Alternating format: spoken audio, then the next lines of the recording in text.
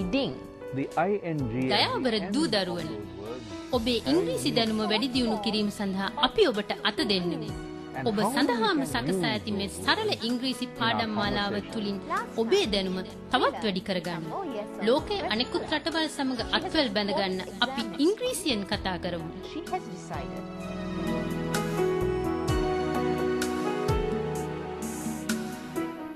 I feel cold. I feel thirsty. I feel hungry. In fact, you could feel angry. These are all feelings, sensations. Well, if you feel cold, it is a sensation. You feel the temperature reduced and therefore you feel cold. Or there is a physical response from within, thirsty, hungry, that's inside. Also inside is anger, that is because of what you see or hear and you don't like it, you are angry. Can you describe your feelings? There are many feelings that you can describe. Think of them. Now you can think of how people feel by looking at them. Is this person happy or sad? Is this person excited or placid? Is this person enjoying himself or sad? Yes, by looking at people, you sometimes can find out or know how they feel.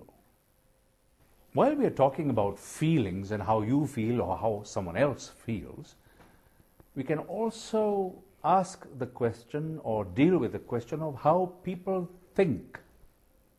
So you could ask someone, what do you think of this television program? What do you think about the cricket match? What do you think about the weather? And someone could answer that question and say, I feel very warm and uncomfortable.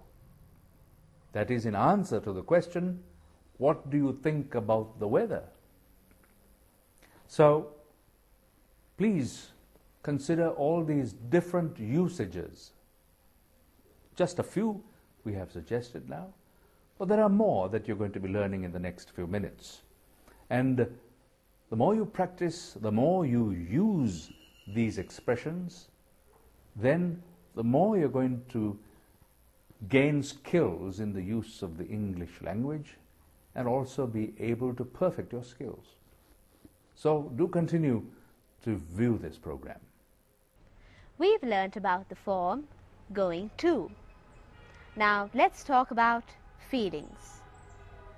How are you feeling today? Are you feeling hot or cold? Are you feeling hungry or thirsty? Your answer could be, yes, I'm feeling hot.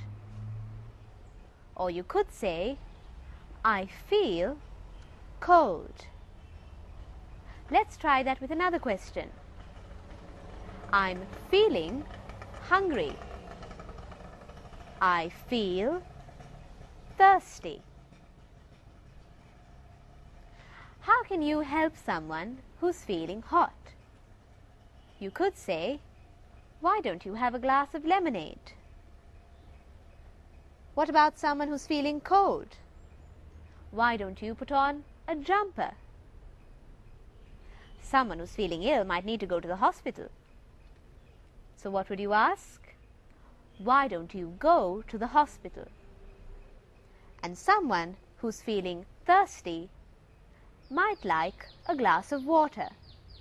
In that case, we could say, why don't you drink a glass of water? There are some feelings that are only inside of us. These are also called emotions. With some emotions, we have special facial expressions. For example, if we're happy, we smile or laugh.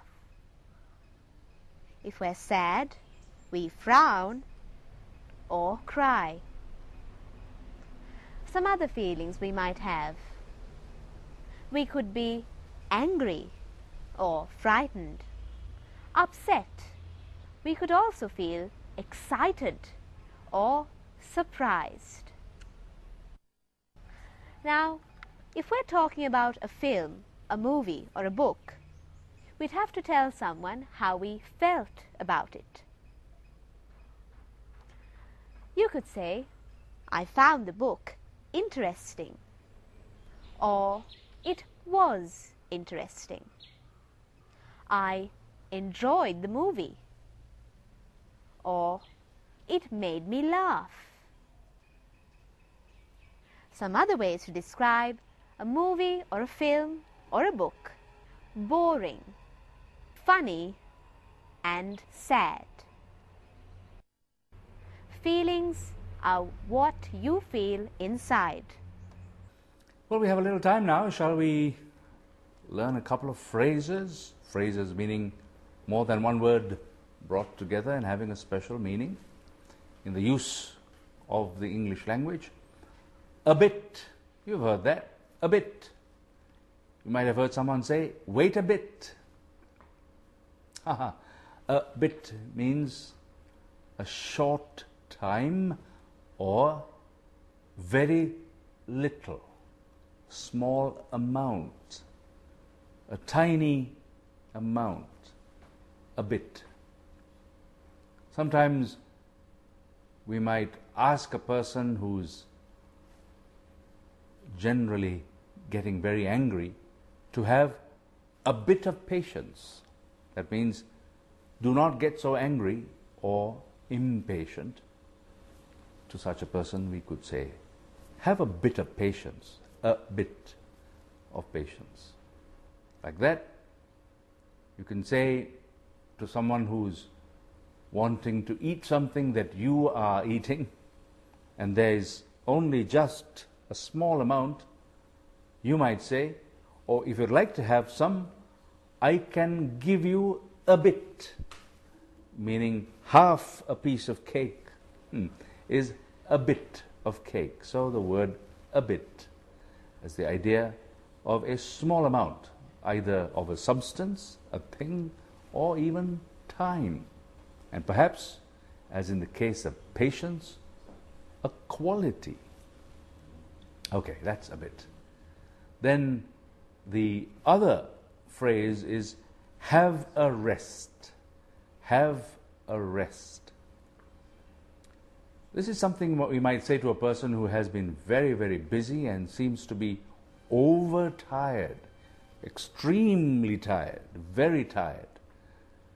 And he or she may not have had any refreshment, no water to drink, may not have eaten food but continued to work and be busy. And to such a person you might say, have a rest, or you seem tired, you need to have a rest. Have a rest, meaning take some time off. Or sometimes even in a sporting event, if the person has been engaged in the sport for a little while and is sweating a great deal, someone might say to him, the coach perhaps, who is training this athlete or person might say, well, you seem tired, you need to have a rest. So have a rest, is the idea there is to take time off. Well, enjoy using that expression and others. And from us now, it's goodbye.